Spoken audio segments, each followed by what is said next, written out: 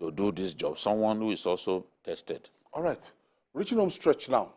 The appointment of the service chiefs came with that of a new National Security Advisor, NSA, for the country. President Bola Tinubu upgraded Nuhu Ribadu from Special Advisor on Security to National Security Advisor. Babajide Kolade Toju and Adewale Adeoye also saw this coming in our discussion last Friday when they said he's qualified to be so appointed. Let's get the moment for you. From this list of men and women, I think it's a good team, it's a sound team.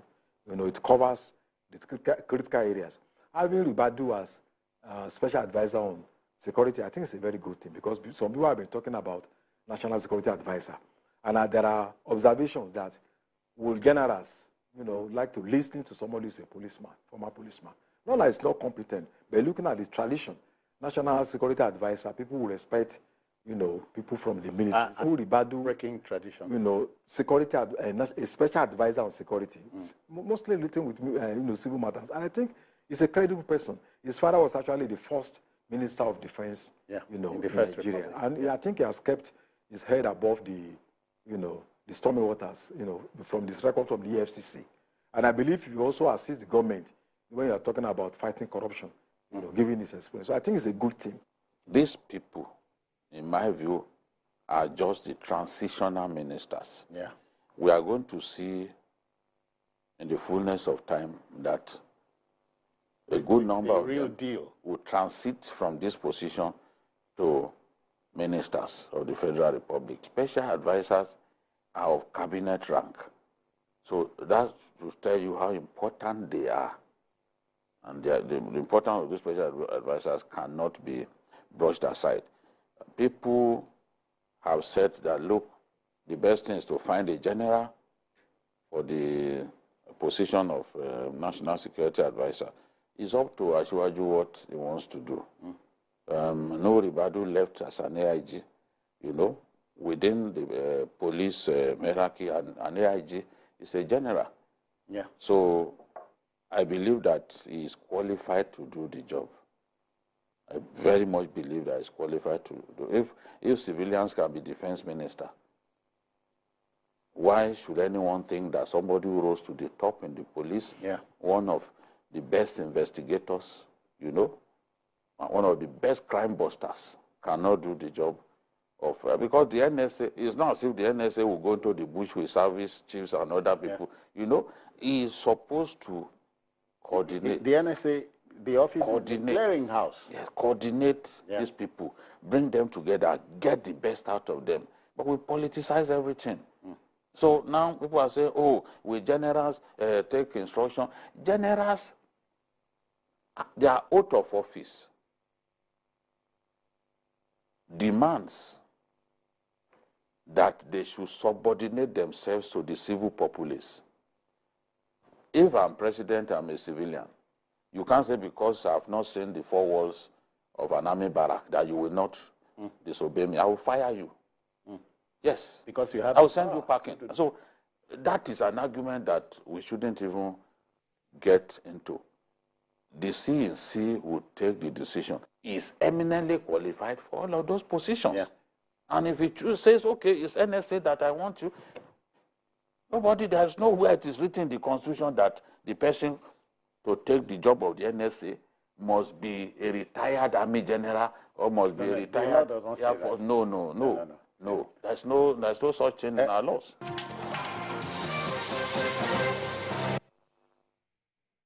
Nuhu Ribadu, the hitherto special advisor on security matters, was now named transitional special advisor. Now the National Security Advisor, NSA, actually replacing General Muguno. Yes. That used to be there. No. A very strategic position, like a coordinating room for the security chiefs. Julie, how strategic is this position? Yes, it's very strategic, and for years, even the management of our war efforts has always rested on the NSA. So Asiwaju needs someone that he trusts absolutely in terms of his honesty, so that some of the fraud that had always happened in respect of that office will come to an end. You know, you can trust Nuhu with money. You can trust. I don't know other things that you can trust him with, but I know you can trust him with money. Yes, sir. He will not allow people to steal. He will not allow it. He will rather die than allow it. The first one that I saw that went to go and collect receipt from CBN after lodging $15 million. Yeah, and he filmed the money. $15 million. He filmed it, so you can't say that. He went to go and lodge it. Yes, he lodged it. He sent the money back. Obasanjo said he did for yesterday. It was supposed to be a bribe. It was supposed to be a bribe. What kind of bribe? A life-changing bribe. Yes. Dollars. So he said, no. He did the right thing. So his job is well cut out, and I'm happy that the president again did what is right. Because, look, it's within his power to decide who should be NSA. And the service chiefs must respect the person that he has chosen. Otherwise, the president knows what to do. And that was the point that I made. Yeah. I can't be commander-in-chief and I told you, report to this person, and you say no, because he was not a soldier. Where was it written that you must be a soldier to be NSA? There's nowhere it's written in our laws. There's nowhere it's written. And I knew from the beginning. In fact, there was a little argument that we had on a friend's wall, Dafila. And I said, look, a new NSA has emerged. Don't deceive yourself. Asiwaju will never, at the time when he's trying to be very frugal, allow NSA and a personal security advisor. No, he would not do that. He would rather have one. And he had the choice to go for one, and he went for Nuhu Ribadu. So they must work with him. All of the people say, it will never, it was not a general, it will not work. And you don't remember we said it last week that none of these old guys lobbying around, staying around Asiwaju must return as these advisors. It's even a good thing that you've taken me there. Asiwaju so far has chosen 4 women. He said that he's going to give women and youth. Yes. So we want to see him honor his word. Youth, let them play a prominent role in your cabinet, because they will remember that you made that promise. So youth, women, I think he has started well with those 4 appointments. There are still a lot of appointments left. So Nuhu has his job cut out for him. In a situation of emergency, he retains the coordinating power, and uses its instruments and resources and other means available to coordinate the activities of security services. He briefs the president on the outcomes of operations in liaison with the various constituents of the national security architecture, and he advises the CNC on the next action. Then he also advises the president on matters concerning intelligence activities and makes recommendations to him on issues of national security. So there are other roles that he plays, but I know that as somebody who has also passed through the Kuru, National Institute of Policy and Strategic Studies, he knows what it takes to hold this kind of position, and I know that Nuhu will be up for it, and we've got to thank the president because he's doing unusual things. Not many presidents will agree to do this. He would rather go for those generals. But the president took his decision. This is the person that I want. You must work with him. And before we go, sense. We have to talk about the tax before the service chiefs. Yes. Because yesterday, day before yesterday, on Journalist Hangout, we were talking about the killings up north. As you know, May this year, Amnesty International came out with their list again, and we had to cut the president from slack, saying that he took over on the 29th of May. But the killings that is going on around the country on a daily basis is unpardonable. Yes, just a quick one on the issue of Ribadu. For students of history, this is not the first time we are having a retired policeman as NSA. During the Abacha regime, One, Ismaila Gwazo, was the National Security Advisor. Yes, He was the first director of SSS and also Minister of Police Affairs when he retired. He was, that is under the military, not even civilian. So that was a retired police officer. And he did his job well. That was also another one I couldn't remember. So the issue of whether, the fact is that you are as good as the authority given to you by the president. Yes. The president is the commanding officer. Anywhere you derive your power from. That's where you derive your power from. And good enough, while all the service chiefs will go for confirmation by the Senate, the National Security Advisor is not going to face the Senate.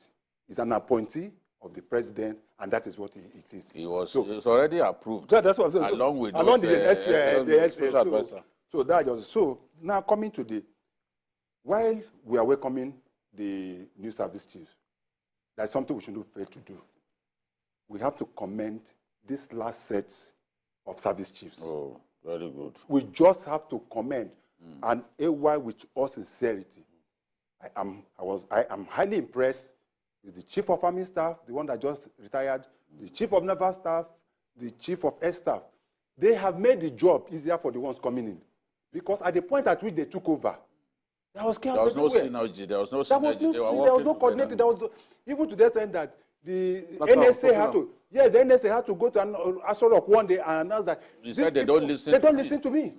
That they don't listen to me. But under these guys, you can see that the coordination even as led by General Irabor. Yes, from General Irabor to the army chief to the naval. So a grateful country. We must thank them.